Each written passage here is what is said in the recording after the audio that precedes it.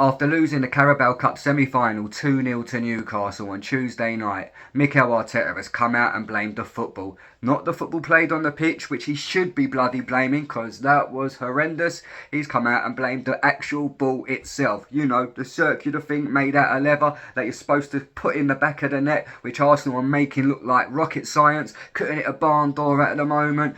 You know, couldn't score in a brothel. And to be fair, whether it's been taken out of context, whether he's blamed the ball and it's been taken out of context, the interviewer asked the question and he's replied, it's a poor reply. I don't care if it's taken out of context. I don't care what ball you're using. My daughter would have scored that header Kai Havertz missed.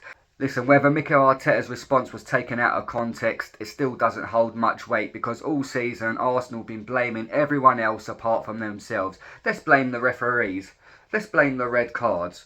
Let's blame the injuries. And now to add insult to injury, just to make us all look stupid, let's blame the footballs. The ball was alright when Jesus was scoring a hat-trick against Crystal Palace. The ball was alright when Isaac scored. The ball was alright when Gordon scored. But God forbid we can't score. Let's blame the football. So Arteta's response to blaming the footballs has become a little conversation between Danny Murphy, Jim White and Simon Jordan on talksport. Have a listen. But I am amazed how he dealt with it. You know, he's been in management a long time of a big club. The one thing you don't do is make stupid excuses and blame things that aren't actually relevant. It flies different. Mikel Arteta, we're not talking about aeroplanes here. What do you mean it flies different? He sounds like he's comparing a night ball and a pume ball to a Boeing 737 and a Boeing 747. So Danny Murphy's response is basically, it's stupid and it's an irrelevant excuse from Mikel Arteta. That's not why Arsenal lost the game on Tuesday. And Arteta's not saying that's why we lost, but it's just a stupid excuse to bring up. Just don't mention it. Whether the interviewers asked you about the ball or not, he's set you up, man. He's pulled your pants down on that. I mean, it's hard. It's bad enough Arsenal are a laughing stock half the time, but to say that silliness about the football was just emphasised the laughing stock of Arsenal. So is that why Havertz headed it with his shoulder and not his head? Exactly. That's a great point. You know, Martinelli flew lovely when he bent it round the keeper and hit the post. Is it the ball's fault he hit the post? Or is it Martinelli's for not having the composure to put it in the net and make go 1-0? See, stop giving them excuses to have a right old laugh at Arsenal. We don't need to give any excuses. But half the time Arsenal are laughing stock to other fans or pundits. We're giving them excuses to have a good old laugh. They're having a right old giggle. It's like Jim White's dropped one of them mic drops. He said one of them a great comedic line there. They're all in hysterics. That's why Havertz missed that header mic drop. Because it was so funny, it was comedically good, well timed, not really. And then it sets up Danny Murphy to say, "Oh well, that's why Martinelli's missed that chance." You know, it wasn't because his composure was out the window. It's because of the flight of the football. Mic drop. They have a little laugh. We don't need to give excuses to have a laugh at Arsenal. We're a laughing stock half the time, like I said. And actually, I think he'll be looking back this morning and thinking, should have dealt with that better. Danny Murphy making it sound like when you're on a night out with the lads, you get smashed out your face, you know, but you don't pull that night. You're disappointed that you ain't pulled, but you still got, you know, you got a bit of the horn going on, ain't you? So you get back home, you're texting birds in your phone book, texting birds on Facebook, birds you probably don't even text like normally.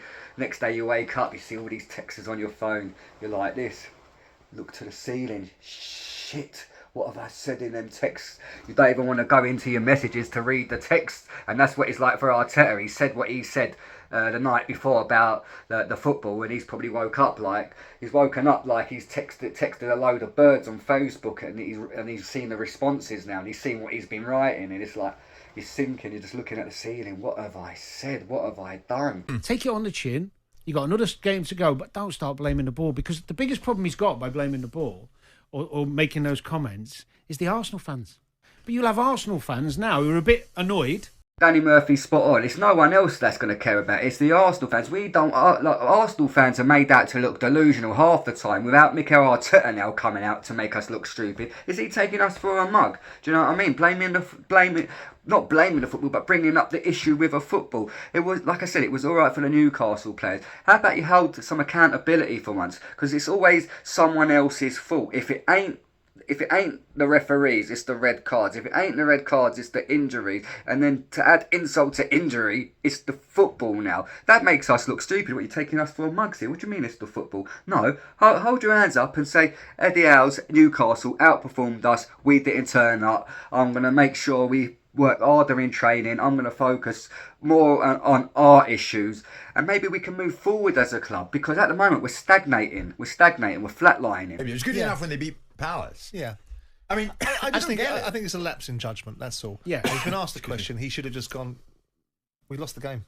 Let's move on. Nothing to do with the ball. Nothing to do with it. And I couldn't wait to hear Simon Jordan's response, but I tell you what, he let me down a bit on a response. I was hoping someone would defend us Arsenal fans, say, come on, like, you're taking the Arsenal fans for mugs here, do you know what I mean? But he sort of says the same thing as Danny Murphy, but in a roundabout, softer way. Danny Murphy was more relentless than Simon Jordan, which is like raring and rocking all shit, to be honest. Simon Jordan's normally like bang on it, like if he hears something stupid, he will tell you about it. But he was quite pragmatic about it, which actually let me down. We have this fencing match with Martin, don't we, about what Arsenal are and where they're going. Yeah. And of course it ends up in whataboutery, because it departs into what someone else is doing, rather than the focus of the conversation is, do Arsenal need to be starting to achieve things rather than being this endless work in progress? Thank God Martin Keown weren't in the TalkSport studios today. We're laughing stock as it is because of what Mikel Arteta bloody said, without Keown in there trying to defend Arteta's statement. Do you know what I mean? Martin Keown's the only tall man with little man syndrome, especially when you talk about Arsenal. Jesus Christ. He goes on like he's back at Old Trafford when he's flying about doing all that onto Van Nistelrooy's shoulders. God forbid you say something negative about Arsenal. So thank God Martin Keown went in the studio today. And just like Arteta, Martin Keown always blames someone else or something else for Arsenal's demise. Yes, they're progressing. So if they don't win the league this year, I think he's under pressure to win something this year, and the expectation is if you come second twice, then there's an ultimate thought process that the next step is obviously to win the league. You've bridged the gap. Man City have disappeared off the scene. Liverpool have assumed the position. Where are you? Why aren't you in that situation? I mean, Simon Jordan's right. Like me, I've been sitting on the fence with Arteta. I'm not. He's done well. We've done well under him, but we're the victims of our own success now. It's got to the point, and it's not all Arsenal fans. It's becoming 50-50 though. Me, I've sat on the fence. I've sat on the fence, but now I'm falling off that fence, and I'm landing in the side of Arteta out. If we don't win nothing, we're the victims of our own success. We've come so close to winning the Premier League that the natural, like Simon Jordan says, the natural progression now, especially with that's the worst part. Man City are not even in it this year, and Pep's gone, here, road to glory now, Arteta, you take the mantle, it's time for you to be top of the league, win the Premier League. He don't want it. It's like COVID. I feel like it's a COVID, it's becoming like an illness, like us and trophies. Forget 2 metre distance. We need a mile distance from trophies. When we see a trophy, it's like stick that COVID mask on. We don't want to know. And it's not even COVID. I'm calling it trophied. The difference is what? That the people didn't take chances and a few of their shots went over the bar. Well, that's the point. So he is citing the fact that the ball's made a difference. So that is moving towards, with due respect, an excuse culture. It is. We don't want that, Arsenal. We don't want this excuse culture. I'd rather us be held accountable, and then you can move forward like that. We've got to stop blaming referees. We've got to stop blaming injuries. We've got to stop blaming red cards. And then we've got to stop blaming footballs now. Do you know what I mean? It's never ending. The excuses are never ending. We're only going to go backwards by using excuses and not looking at ourselves. And that's the realness of it. It's not just the defeat against Newcastle and the football issues. It's a whole wide range of excuses that we keep using, which has hindered our progress. If you like this video, don't forget to hit up the like button like Mikel Arteta likes to hit up the excuses, and subscribe to Sports Almanac.